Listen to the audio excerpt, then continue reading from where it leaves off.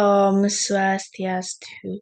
Hi everyone, welcome back with me, Pande Elpira Pradnya Suari from A1 Denpasar class. Today I would like to tell you the material about defining and non-defining relative clause. Okay, we start the first material. What is relative clause?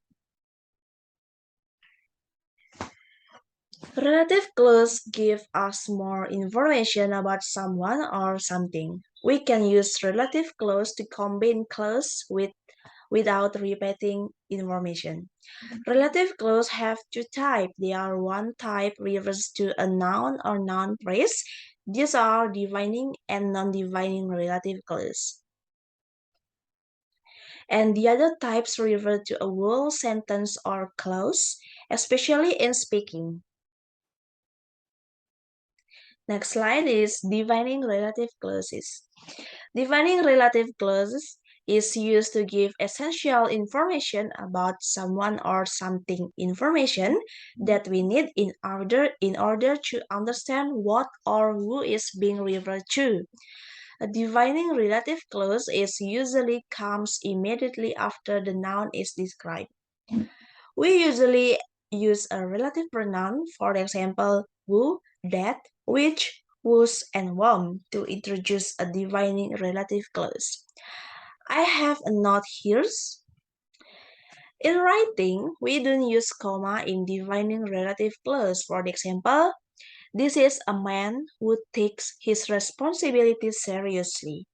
This is the correct sentence because the sentence don't use a comma.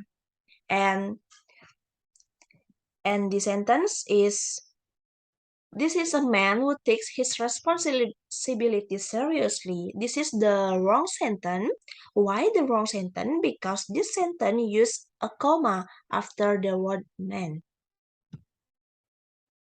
And next slide is type of defining relative clause. Number one is who. We can use who to talk about people. For example, they are the people who want to buy our house. The word the people hears as a persons, and the word who want to buy our house as a relative clause. And number two, which. We can use which or that to talk about things. For example, here are some cells which have been affected. Some cell hears as things, and the word which have been affected here is a relative clause. Number two, whose. Whose is used to reverse the person that something belongs to. For example, she is now playing a woman whose son was killed in the First World War. A woman hears as a person's, and the word whose son was killed in the First World War as a relative clause. And the last one is that. In defining relative clause, we often use that instead of who, whom, or which. This is very common in informal speaking. For example, they are the people that want to buy our house. Here are some cells that have been affected. Next slide is noun and pronoun in relative clause. When the relative pronoun is the subject of the relative clause, we don't use another personal pronoun or noun in the relative clause because the subject is the same.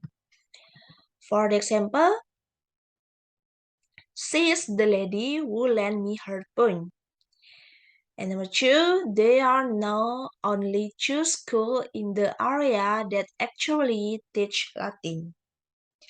And when the relative pronoun is the object of the relative clause, we don't use another personal pronoun or noun in the relative clause because the object is the same. For example, we had a lovely meal at the place which Bill recommended. And the next materials is non-defining relative clause. We use non-defining relative clause to give extra information about the person or things. It is not necessary information. We don't need it to understand who or what is being referred to. We always use a relative pronoun who, which, whose, or whom to introduce a non-defining relative clause. For the example, Claire, who I work with, is doing the London Marathon this year. The word who is worked with uh, as a relative clause and Claire here as a person. And the punctuation. In writing, we use comma around non-defining relative clause. For the example, Ashrid K, who is English-born with Irish parents, replaced Neil Francis, whose injuries forced him to withdraw last week.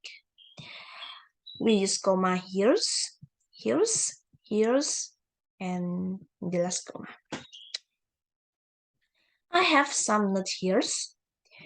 We don't use that to introduce a non-defining relative clause.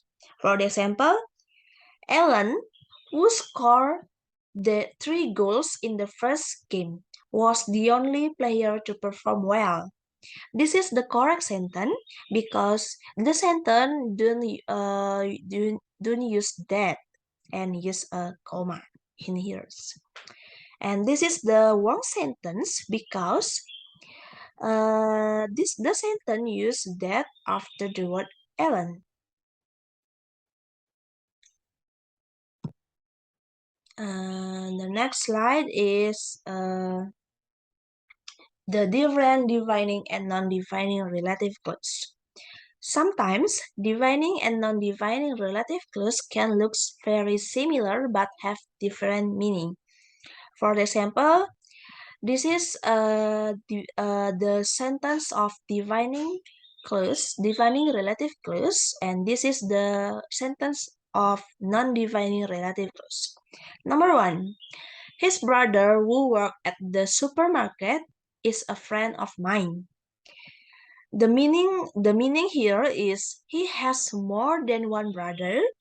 The one I'm talking about worked at the supermarket. And in the non-defining relative clause, his brother who worked at the supermarket is a friend of mine. This is the same sentence but have different meaning. Meaning here is he has only one brother and that brother worked at supermarket. And the example number 2, it's hoped that we will raise 10,000 rupiah for local charities which help the homeless. The meaning is the money is intended for local charities. Some of these local charities help the homeless. They are other local charities as well as this. And in the non-defining sentence, this sentence is same. It's hoped that we will raise 10,000 rupiah for local charities which help the homeless. But the meaning here is the money is intended for local charities. All these local charities help the homeless. Okay, this is the last slide. But before I close this presentation, please click this link to find out my exercise.